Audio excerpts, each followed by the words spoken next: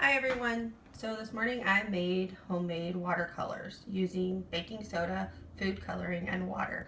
This was supposed to be a simple recipe that I found online, and I thought you guys might enjoy making it at home. So I got all of my supplies together.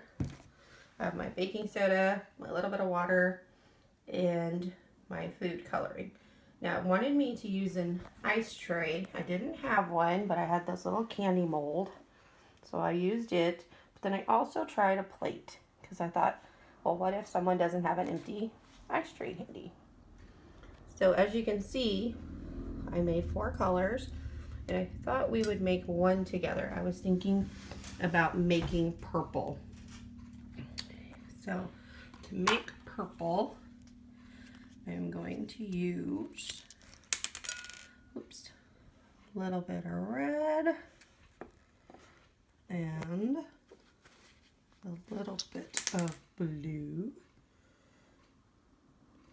Okay, when I first started this one, it was a little tricky because I started mixing and I saw it wasn't really doing anything. And then I realized that in the recipe it says add a little bit of water. So as you add, I just put a couple of droplets in because then that gives it a little more liquid to mix all the colors around. And this one looks like it might end up being a little bit more blue than purple. We'll see what happens as soon as I mix it. Be a dark purple. Now with a recipe, it says you can let them sit for 24 hours, but I noticed with these thin ones, I could actually almost use those now because if you see, they're kind of hard. The other thing was with the ice tray, it said that you could put them in the freezer for a couple of hours to harden them up.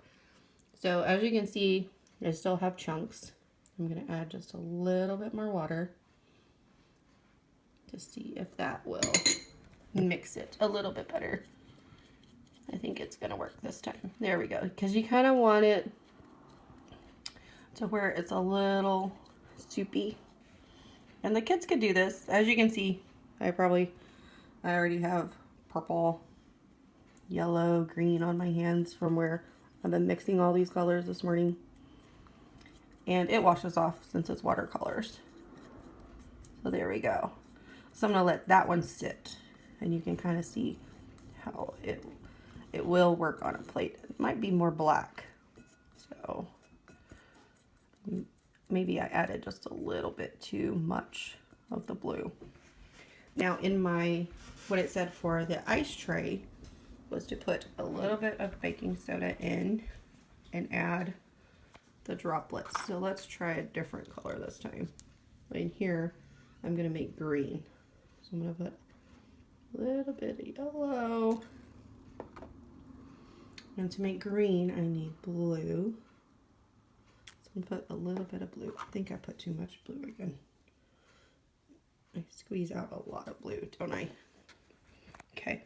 And then I need to add the water again. Oh, that would be a pretty yellow. But let's see how it does when it mixes all together. Oh, there comes the green.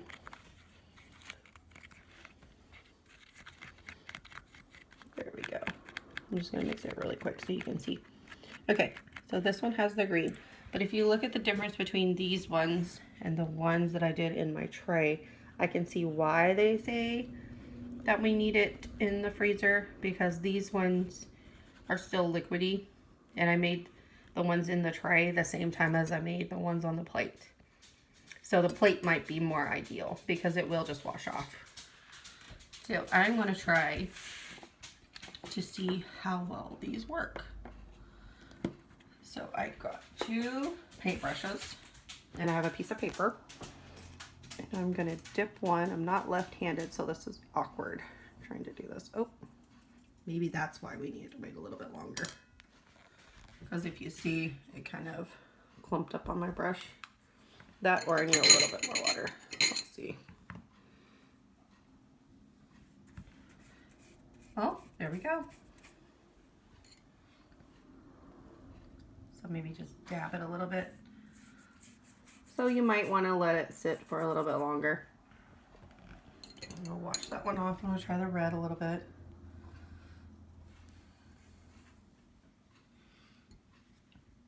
Yeah, I think I probably do need to let it sit.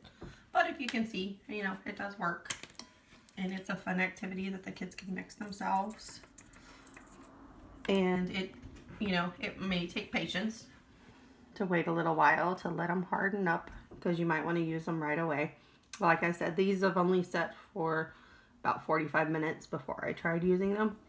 I hope you have fun with this, and I can't wait to see what you make.